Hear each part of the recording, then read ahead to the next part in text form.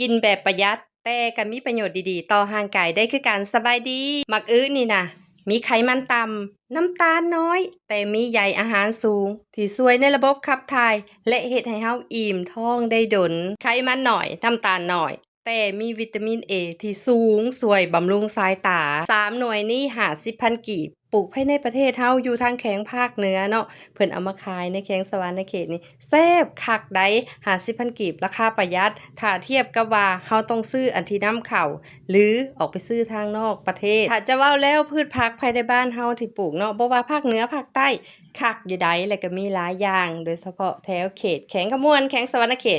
ตแคมป์ของที่ส่งเข้าไปขายในสวรรค์นี่ก็มีราคาประหยัดหลายเนาะ